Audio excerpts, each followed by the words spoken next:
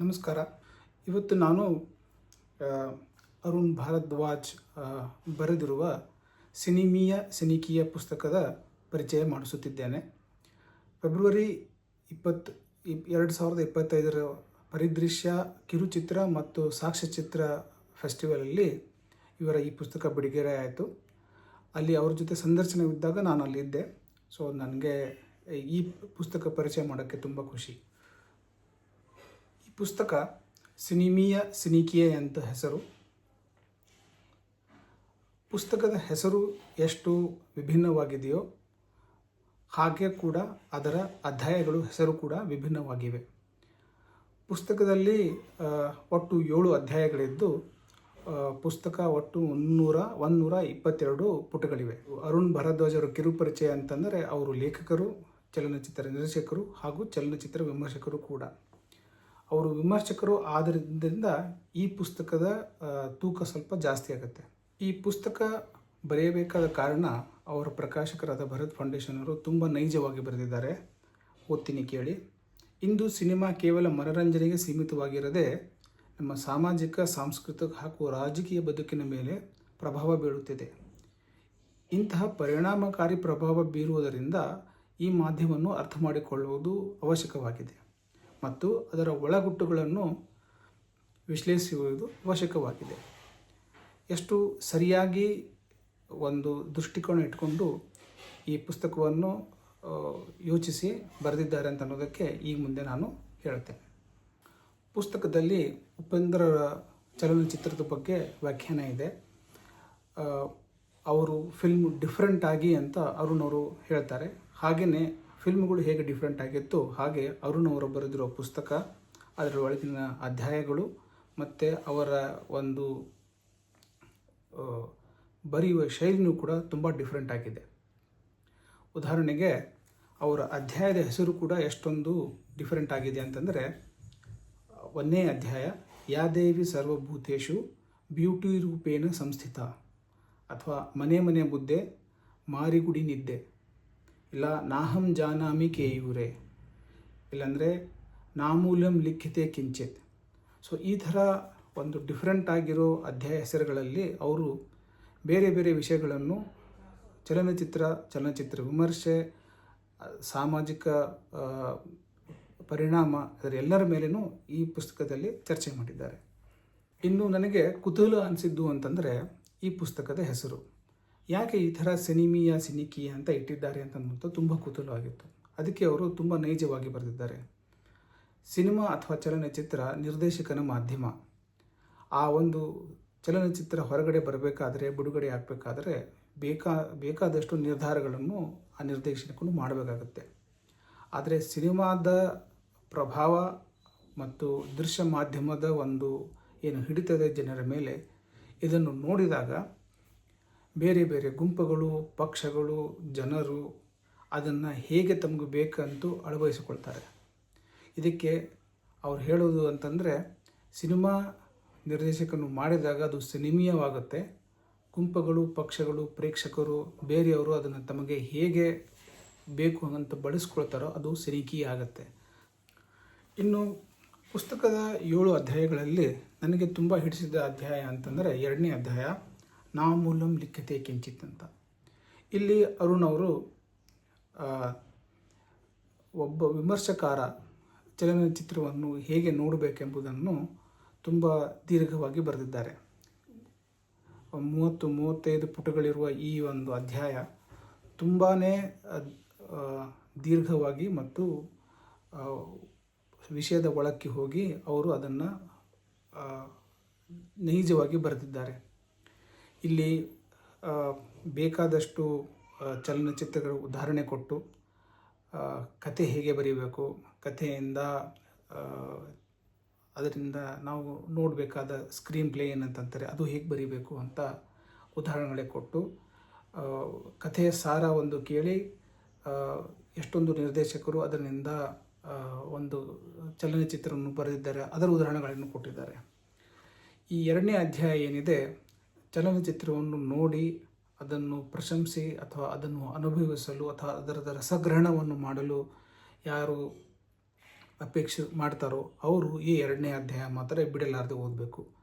ಇಲ್ಲಿ ಎಷ್ಟೊಂದು ಉದಾಹರಣೆಗಳಿವೆ ಮತ್ತು ಆ ಉದಾಹರಣೆಗಳನ್ನು ಹೇಗೆ ನೈಜವಾಗಿ ಒಂದರ ಹಿಂದೆ ಒಂದು ಅವರು ಅದನ್ನು ಒಂದು ಚೌಕಟ್ಟಲ್ಲಿ ಹಾಕಿ ನಮಗೆ ಬರೆದು ಕೊಟ್ಟಿದ್ದಾರೆ. ಅದು ತುಂಬಾ ಒಂದು ಮನಸ್ಸನ್ನು ಎಳೆದುಕೊಂಡು ಇನ್ನೂ ಓದಬೇಕು ಅಂತ ಹೇಳ್ಕೊಂಡು ಹೋಗುತ್ತೆ. ಅರುಣ್ ಭರದ್ವಾಜ್ ಅವರು ಬರೆಯುವ ಶೈಲಿ, ಅವರ ಈ ಮಾಧ್ಯಮದ ಮೇಲೆ ಇರುವ ಹಿಡಿತ, ಚಲನಚಿತ್ರ ಬಗ್ಗೆ ಇರುವ ಅವರಿಗೆ ಆ ದೀರ್ಘವಾದ ಅರ್ಥ ಮಾಡಿಕೊಂಡಿರುವ ಆ ವಿಷಯದ ಬಗ್ಗೆ ಅವರಿಗಿರುವ ಕಾಳಜಿ ಮತ್ತು ಅವರು ತಮ್ಮ ಅಕ್ಕಪಕ್ಕದಲ್ಲಿ ಕಂಡಿರೋದನ್ನು ತುಂಬ ಸೊಗಸಾಗಿ ಬರೆದಿದ್ದಾರೆ. ಇನ್ನು ಅಧ್ಯಾಯ 3 ಅದರ ಹೆಸರು ಮನೆ ಮನೆ ಮುದ್ದೆ ಮಾರುಗೂಡಿ ನಿದ್ದೆ ಅಂತ. ಇದು ತಿಥಿ ಸಿನಿಮಾದ ಸಂಚಿರುಗೌಡ ಹೇಳುವ ಡೈಲಾಗು. ಇದನ್ನು ಅವರು ಅಧ್ಯಾಯ 3ನೇಯದ್ದು ಹೆಸರನ್ನೇ ಇಟ್ಕೊಂಡಿದ್ದಾರೆ. ತುಂಬ ಮುಜುಗರವಾಗಿದೆ, ಆದರೆ ಇದರ ಒಳಾರ್ಥ ಅವರು ಈ ಅಧ್ಯಾಯದ ಒಳಗಡೆ ತುಂಬ ಚೆನ್ನಾಗಿ ಬರೆದಿದ್ದಾರೆ. ಅವರು ಶುರು ಮಾಡಿದಾಗ ಪ್ಯಾರಾಸೈಟ್ ಫಿಲ್ಮದ ಡೈರೆಕ್ಟರ್ ಅವರಿಗೆ ಪ್ರಶಸ್ತಿ ಸಿಕ್ಕಾಗಿ ಹೇಳಿದ ಮಾತು, once you overcome the 1 inch barrier of subtitles you will be introduce to so many more amazing films ಅಂತ ಎಷ್ಟು ಸರಿಯಾಗಿ ಹೇಳಿದ್ದಾರೆ. ಇದಕ್ಕೆ ಅವರು ತಗೊಳ್ದ ಉದಾಹರಣೆ ಏನಂತಂದರೆ, OTT ಬಂದ ಮೇಲೆ ಭಾರತದಲ್ಲಿ ಬೇರೆ ದೇಶಗಳು, ಬೇರೆ ಭಾಷೆಗಳು ಮತ್ತು ಬೇರೆ ವಿಷಯಗಳ ಮೇಲೆ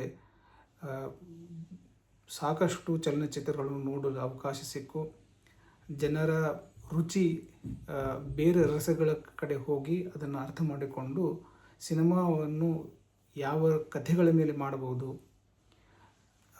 ಯಾವ ಭಾಷೆಯಲ್ಲಿ ಯಾವ ಸಿನಿಮಾ ಹೇಗೆ ಅನಿಸುತ್ತೆ ಅನ್ನೋದ್ರ ಬಗ್ಗೆ ತುಂಬ ರುಚಿಕರವಾಗಿ ಬರೆದಿದ್ದಾರೆ. ಇನ್ನು ಇದರ ಒಳಗಡೆ ಹೋದಂತೆ ಅವರು ಟೇಕನ್ ಫಾರ್ ಗ್ರಾಂಟೆಡ್ ಅನ್ನೋ ಒಂದು ವಿಷಯದ ಮೇಲೆ ತುಂಬ ಚೆನ್ನಾಗಿ ಬರೆದಿದ್ದಾರೆ. ಇಲ್ಲಿ ಗಾರ್ಡನ್ ರಾಮ್ಸೆ ವಿಶ್ವವಿಖ್ಯಾತ ಅಡುಗೆಗಾರ, ಅವನು ಸದ್ಗುರು ಅವರ ಆಶ್ರಮದಲ್ಲಿ ನಡೆದ ಒಂದು ಘಟನೆಯನ್ನು ಹೇಳ್ತಾರೆ. ಆ ಘಟನೆ ಸಿನಿಮಾ ಸಂಬಂಧಿಸದಿಲ್ಲದರೂ ನಾವು ಚಲನಚಿತ್ರದಲ್ಲಿ ಯಾವುದನ್ನು ಟೇಕನ್ ಫಾರ್ ಗ್ರಾಂಟೆಡ್ ಅಂತ ಮಾಡ್ಕೋತೀವೋ ಅದಕ್ಕೆ ಒಂದು ಸರಿಯಾಗಿ ಹೊಂದಣೆ ಮಾಡಿ ನೈಜವಾಗಿ ಬರೆದಿದ್ದಾರೆ. ಇನ್ನು 4ನೇ ಅಧ್ಯಾಯ ಊಟ ತಯಾರಿದೆ ಅಂತ. ಇದರಲ್ಲಿ ಅವರು 3 ವಿಷಯಗಳನ್ನು ತುಂಬ ದೀರ್ಘವಾಗಿ ಬರೆದಿದ್ದಾರೆ. ಒಂದು, ಭಾರತದ ಸಿನಿಮಾದ ಒಂದು ಅಚ್ಚು ಅಂದರೆ ಮೌಲ್ಡ್ ಅಂತ ಏನಂತಾರೆ, ಅದು ದೇಶಕ್ಕೆ ಜಗತ್ತಕ್ಕೆ ಕೊಟ್ಟಿರೋ ಮೌಲ್ಡ್ ಎಂಥದ್ದು ಅಂತ.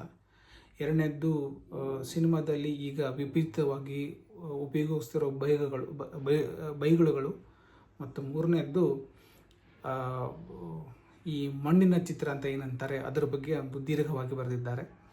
ಒಂದು 5 ಹಾಡು, ಒಂದು 5 ಫೈಟ್ಸು, ಒಂದು 5 ಕಾಮಿಡಿ ಸೀನ್ಗಳು, ಇವನ್ನೆಲ್ಲರೂ ಸೇರಿಕೊಂಡು ಅದರ ಮಧ್ಯೆ ಕಥೆ ಒಂದು ಹೇಳೋದು, ಇದೊಂದು ಏನು ಒಂದು ಅಚ್ಚು ಅಥವಾ ಮೌಲ್ಡ್ ಒಂದು ಏನಾಗಿದೆ, ಇದು ಭಾರತದ ಒಂದು ಸಿನಿಮಾದ ಪ್ರತಿ ಅಥವಾ ಒಂದು ಥರದ ಫ್ರೇಮ್ವರ್ಕನ್ನು ಜಗತ್ತಿಗೆ ಕೊಟ್ಟಿದೆ. ಈ ಒಂದು ಚೌಕಟ್ಟಿನಲ್ಲಿ ಬೇಜಾನ್ ಸಿನಿಮಾಗಳು ಬಂದು ಪ್ರಚಲಿತವಾಗಿ ದುಡ್ಡು ಗಳಿಸಿ ಅದೇ ಒಂದು ನಮ್ಮ ಭಾರತೀಯರ ತಲೆಯಲ್ಲಿ ಕೂತ್ಕೊಂಡಿದೆ. ಅದು ಅಲ್ಲದೆ ಬೈಗುಳಗಳು ಯಾವಾಗ ಬಳಸಬೇಕು, ಯಾವುದು ನೈಜ ಅನಿಸುತ್ತೆ, ಯಾವುದು ವಿಪರೀತ ಅನಿಸುತ್ತೆ. ಮತ್ತು ಇನ್ನೊಂದು ಅಗ್ದಿ ನನಗೆ ತುಂಬ ಹಿಡಿಸಿದ್ದೇನಂತಂದರೆ, ಇದು ಮಣ್ಣಿನ ಸಿನಿಮಾ ಅಂತ ಯಾರಂತಾರೋ ಅದರಲ್ಲಿ ಅವರು ತುಂಬ ಪುನೀತ್ ರಾಜ್ಕುಮಾರ್ ಅವರ ಒಂದು ಮಿಲನ ಸಿನಿಮಾವನ್ನು ತಗೊಂಡು ಅದನ್ನು ಹೇಗೆ ಒಂದು ಮಣ್ಣಿನ ಸಿನಿಮಾ ಆಗುತ್ತೆ ಹೊರತು ಒಂದು ಹಳ್ಳಿ ವಾತಾವರಣ ತಗೊಂಡು ಮುದ್ದೆ ತಿನ್ನೋದು ಮತ್ತು ಗೋವುಗಳನ್ನು ತೊಗೊಂಡು ಅಡ್ಡಾಡೋದು, ಇದು ಅಷ್ಟೇ ಒಂದು ಮಣ್ಣಿನ ಸಿನಿಮಾ ಆಗಲ್ಲ ಅಂತಂದು ಚೆನ್ನಾಗಿ ಒಂದು ಉದಾಹರಣೆ ಕೊಟ್ಟಿದ್ದಾರೆ. 5ನೇ ಅಧ್ಯಾಯ ವಿಶ್ವಗುರು ಚೈನಾ ಅಂತ. ಸಾಮಾನ್ಯವಾಗಿ ನಮಗೆ ಈ ವಿಶ್ವಗುರು ಅಂತ ಅನ್ನೋ ಪದದ ಬಳಕೆ ನಮ್ಮ ದೇಶದ ಪ್ರಧಾನಮಂತ್ರಿ ಮೋದಿಯವರು ಹೇಳಿಕೊಟ್ಟ ಆವಾಗಿನಿಂದ ಬಂದಿದೆ ಸಾಮಾನ್ಯ ಬಳಕೆಯಲ್ಲಿ. ಆದರೆ ಇಲ್ಲಿ ಅವರು ಆ ವಿಶ್ವಗುರು ಪದವನ್ನು ತಗೊಂಡು ಚೈನಾಕ್ಕೆ ಹೋಲಿಸಿದ್ದಾರೆ. ಆದರೆ ಇದು ಬರುವುದು ಸಿನಿಮಾ ರಂಗದ ಒಂದು ಚೌಕಟ್ಟಿನಲ್ಲಿ ವಿಶ್ವಗುರು ಚೈನಾ ಅಂತನ್ನುವಂಥ ಈ ಒಂದು ಅಧ್ಯಾಯ ಮಾತ್ರ ನನಗೆ ತುಂಬ ಹಿಡಿಸಿತು. ಇಲ್ಲಿ ಸಿನಿಮಾದ ಬಗ್ಗೆ ವಿಸ್ತಾರವಾಗಿ ಹೇಳೋ ಬದಲು ಚೈನಾ ತನ್ನಲ್ಲಿರೋ ಕೋಟ್ಯಾಂತರ ಜನ ಮತ್ತು ಲಕ್ಷಗಟ್ಟಲೆ ಚಿತ್ರಮಂದಿರ ಈ ಎರಡನ್ನು ಉದ್ಯೋಗ ರೀತಿಯಿಂದ ಮತ್ತು ಧನ ಗಳಿಸುವ ರೀತಿಯಿಂದ ಅದರಿಂದ ಶುರು ಮಾಡಿ ಹೇಗೆ ಹೊರದೇಶದ ಚಿತ್ರಗಳನ್ನು ಕಡಿವಾಣ ಇಟ್ಟು ತಮ್ಮ ಜನಗಳಿಗೆ ತೋರಿಸೋದು, ಆ ಚಿತ್ರಗಳಲ್ಲಿ ಚೈನಾವನ್ನು ಯಾವ ರೀತಿಯಿಂದ ಕೆಳಗಿಳಿಸಿ ತೋರಿಸುವುದು, ಅಥವಾ ಹೇಗೆ ಅದು ಇಡೀ ಜಗತ್ತಿನಲ್ಲಿ ತನ್ನ ಸಿನಿಮಾಗಳನ್ನು ಒಂದು ಅಬ್ಬರಕ್ಕೆ ಏರಿಸುತ್ತಿದೆ ಮತ್ತು ಹೇಗೆ ತಮ್ಮಲ್ಲಿರುವ ಒಂದು ಉದ್ಯೋಗದ ಅವಕಾಶದ ಮೇಲೆ ಬೇರೆ ಎಲ್ಲ ದೇಶಗಳ ಚಲನಚಿತ್ರಗಳನ್ನು ತನಗೆ ಹೇಗೆ ಬೇಕೋ ಹಾಗೆ ಅಳವಡಿಸಿಕೊಡುವ ಒಂದು ಪ್ರಯತ್ನ ಮಾಡ್ತಾ ಇರೋದ್ರ ಬಗ್ಗೆ ತುಂಬ ನೈಜವಾಗಿ ಬರೆದಿದ್ದಾರೆ. ಕೊನೆಯ ಅಧ್ಯಾಯ 7ನೇದ್ದು, ಅಲ್ಲಿ ಇವರು ಡೋಪಮೈನ್ ಇಫೆಕ್ಟ್ ಬಗ್ಗೆ ಬರೆದಿದ್ದಾರೆ. ಮೊದಲು ನನಗೂ ಒಂದು ಸ್ವಲ್ಪ ವಿಚಿತ್ರ ಅನ್ನಿಸ್ತು. ಡೋಪಮೈನ್ ಇಫೆಕ್ಟ್ ಒಂದು ಚಲನಚಿತ್ರದ ಬಗ್ಗೆ ಪುಸ್ತಕದಲ್ಲಿ ಯಾಕಿದೆ ಅಂತ. ಆದರೆ ಓದ್ಕೋತ ಹೋದಾಗೆ ಅವರು ಎಷ್ಟು ನೈಜವಾಗಿ ಈ ಡೋಪಮೈನ್ ಇಫೆಕ್ಟು ಮತ್ತು ನಮ್ಮ ಅನುಭವದ ಬಗ್ಗೆ ಅದನ್ನು ಜೋಡಿಸ್ತಾರೆ. ಉದಾಹರಣೆಗೆ ರೀಲ್ಸು ಮತ್ತು ಟಿಕ್ಟಾಕು ಇವು ಎರಡನ್ನ ನಾವು ಗಂಟೆಗಟ್ಟಲೆ ನೋಡ್ತೀವಿ. ಯಾಕೆಂತಂದರೆ ಇದು ಒಂದು ಹ್ಯಾಪಿ ಹಾರ್ಮೋನ್ ರಿಲೀಸ್ ಮಾಡುತ್ತೆ, ಅದಕ್ಕೆ ಡೋಪಮೈನ್ ಅಂತಾರೆ ಅಂತ.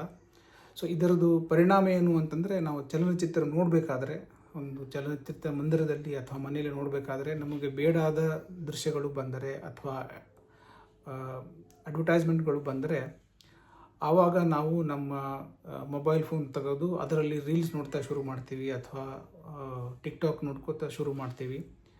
ಅದಕ್ಕೆ ಅವರು ಒಂದು ಸರಿಯಾದ ಜೋಡಣೆ ಮಾಡಿದ್ದಾರೆ. ಇದು ನನಗೆ ಒಂದು ಹೊಸ ವಿಷಯ ಅನ್ನಿಸ್ತು. ನಾವು ದಿನನಿತ್ಯ ಮಾಡ್ತಾ ಇದ್ವಿ, ಆದರೆ ಈ ಒಂದು ದೃಷ್ಟಿಕೋನದಿಂದ ನಾವು ನೋಡಿರಲಿಲ್ಲ. ಇಲ್ಲಿ ಅವರು ತುಂಬ ಚೆನ್ನಾಗಿ ಸೋಷಿಯಲ್ ಸೈಕಾಲಜಿ ಅಥವಾ ಸಾಮಾಜಿಕ ಮನೋವಿಜ್ಞಾನದ ಬಗ್ಗೆ ನಾವು ನೋಡ್ತಾ ಇರೋ ಚಲನಚಿತ್ರದಲ್ಲಿ ಒಂದು ಅಂಶನ ತೆಗೆದು ತುಂಬ ಚೆನ್ನಾಗಿ ವರ್ಣಿಸಿದ್ದಾರೆ. ಕಂಡೊಬ್ಬ ಹೆಣ್ಣಿನ ದೇಹ ಅಥವಾ ಮನಸ್ಸನ್ನು ಅತಿಕ್ರಮಿಸಿದಾಗ ಅವನು ಪ್ರೇಮವನ್ನು ಅವಳು ಒಪ್ಪಿಕೊಳ್ಳುತ್ತಾಳೆ ಎಂಬುದು ನಮ್ಮ ಸಿನಿಮಾಗಳಲ್ಲಿ ಅಭಿಪ್ರಾಯವಾಗಿದೆ. ನಾನು ಚಿಕ್ಕನಿಂದ ನೋಡ್ತಾ ಇರಬೇಕಾದ್ರೆ ಈ ಒಂದು ಮನೋವಿಜ್ಞಾನ ನೋಡಿ ನಮಗೆ ಹಾಗೆ ಅನಿಸಿತ್ತು. ನಿಮಗೆ ಬೇಕಾದ ಪ್ರೀತಿ ಸಿಗಬೇಕು ಅಂತಂದರೆ ನೀವು ಒತ್ತಡ ಮಾಡಬೇಕು ಅಂತ. ಆದರೆ ಕಾಲ ತೀರಿದಂತೆ ಜನರೇ ಅಂದರೆ ಅಮಿತಾಬ್ ಬಚ್ಚನ್ ಅವರ ಪಿಂಕ್ ಫಿಲ್ಮಲ್ಲಿ ನೋ ಮೀನ್ಸ್ ನೋ ಅಂತ ಬಂತು. ಒಬ್ಬ ಹೆಣ್ಮಗಳು ನಾನು ನೋ ಅಂತ ಹೇಳಿದರೆ ಅದು ನೋ ಅಂತಾನೆ ಅಂತ. ಆದರೆ ಇದ್ರದ್ದು ವಿರುದ್ಧವಾಗಿ ಅವರು 2 ಉದಾಹರಣೆಯನ್ನು ಕೊಡ್ತಾರೆ. ಹೇಗೆ ಇದೇ ಹಿಂದಿ ಸಿನಿಮಾದಲ್ಲಿ ಬಹುಕಾಲ ವರ್ಷಗಳ ಹಿಂದೆ ಹೇಗೆ ಶಾರುಖ್ ಖಾನ್ ಅವರ ಒಂದು ಹಾಡಿದೆ, ತೋ ಹಾಂ ಕರ್ ಯಾ ನಾ ಕರ್ ಮೈ ಹೂ ತೇರಿ ಕಿರಣ್ ಅಂತ. ಎಲ್ಲಿ ನೋ ಮೀನ್ಸ್ ನೋ ಅಂತ ಪಿಂಕಲ್ಲಿದೆಯೋ, ಇಲ್ಲಿ ಶಾರುಖ್ ಖಾನ್ ಅವರು ಹಾಡದಲ್ಲಿ ಹೇಳ್ತಾರೆ, ನೀ ಹೂ ಅನ್ನು ಇಲ್ಲ ಅನ್ನು, ನೀನು ನನ್ನವಳೆ ಅಂತ. ಅದು ಒಂದು ವಿಪರ್ಯಾಸ, ಆದರೆ ಎಷ್ಟು ನೈಜವಾಗಿ ಇಲ್ಲಿಟ್ಟಿದ್ದಾರೆ. ಇದನ್ನು ಮುಂದೆ ಎಳ್ಕೊಂಡು ಶಾರುಖ್ ಖಾನ್ ಮತ್ತು ಐಶ್ವರ್ಯ ರಾಯ್ ಫಿಲ್ಮು ಜೋಶ್, ಅದರಲ್ಲಿ ಐಶ್ವರ್ಯ ರಾಯ್ ಶಾರುಖ್ ಖಾನ್ಗೆ ಹೇಳ್ತಾಳೆ, ನೀನು ಯಾವ ಹುಡುಗಿಗೆ ನೀನು ಪ್ರೀತಿಯನ್ನು ಹೇಳಿದ್ಯೋ, ಅವಳು ಹಿಂದಿಯಲ್ಲಿ ಹೇಳಿದಾಗ ಅವ್ರು ಹೇಳ್ತಾರೆ, ಏ ಉಸ್ಕಾ ಸ್ಟೈಲ್ ಹೋಂಗ ಹೋಟೋ ಪೆ ನಾ ದಿಲ್ ಮೇ ಹಾ ಹೋಂಗ ಅಂತ. ಸೊ ಈ 2 ಚಿತ್ರಗಳು ಹಾಡಿನಲ್ಲಿ ಈ ದೇಶದ ಒಂದು ಸೋಷಿಯಲ್ ಸೈಕಾಲಜಿ ಅಥವಾ ಸಾಮಾಜಿಕ ಮನೋವಿಜ್ಞಾನ ಹೇಳಿಕೊಡುತ್ತೆ. ಏನಂತಂದರೆ, ಒಂದು ಪ್ರಚಲಿತವಾದ ಅರ್ಥ ಏನು ಅಂತಂದರೆ, ಹುಡುಗಿ ಮನಸ್ಸಲ್ಲಿ ಹಾಂ ಇರ್ಬೋದು, ಆದರೆ ಬಾಯಿಯಲ್ಲಿ ಇಲ್ಲ ಅಂತ ಹೇಳ್ತಾ ಇದ್ದಾಳೆ. ಅದಕ್ಕೆ ನೀನು ಒತ್ತಡದಿಂದ ಪ್ರಯತ್ನ ಮಾಡಿದರೆ ಅದು ಹಾಂ ಆಗುತ್ತೆ ಅಂತ. ಆದರೆ ಆ ದೇಶ ಕಾಲಖಂಡದಲ್ಲಿ ಆ ಥರ ಇತ್ತು. ಆದರೆ ಈಗ ದೇಶ ಕಾಲಖಂಡ ಬದಲಾಗಿದೆ. ಈಗ ಪಿಂಕ್ ಅಂತ ಮೂವಿಯಲ್ಲಿ ನೋ ಮೀನ್ಸ್ ನೋ ಅಂತ ಬಂದಿದೆ. ಇದು ಒಂದು ತುಂಬ ನೈಜ ಉದಾಹರಣೆ. ಇದು ನನಗೆ ತುಂಬ ಹಿಡಿಸ್ತು. ನನಗನ್ನಿಸ್ತು ಇದನ್ನು ನಾನು ಪ್ರೇಕ್ಷಕರಿಗೆ ಹೇಳಬೇಕು ಅಂತ. ಇಷ್ಟು ಹೇಳಿ ನನ್ನ ಈ ಪರಿಚಯದ ಬಗ್ಗೆ ಈ ಒಂದು ಮಾತನ್ನು ಮುಗಿಸ್ತೀನಿ. ಅರುಣ್ ಭಾರದ್ವಾಜ್ ಅವರೇ, ತುಂಬ ಧನ್ಯವಾದಗಳು ಈ ಪುಸ್ತಕ ಬರೆದಿದ್ದಕ್ಕೆ. ಈ ಪುಸ್ತಕ ಓದಿ ಇದರಿಂದ ತುಂಬ ವಿಷಯಗಳನ್ನು ನನಗೆ ತಿಳ್ಕೊಳ್ಳೋಕ್ಕೆ ಸಹಾಯ ಆಯಿತು. ಇನ್ನು ಈ ವಿಡಿಯೋ ನೋಡಿ ನೀವು ಈ ಪುಸ್ತಕವನ್ನು ಖರೀದಿಸಿ ಓದಿ ಆನಂದಿಸಿ ಅಂತ ಹೇಳ್ತೇನೆ. ಧನ್ಯವಾದ.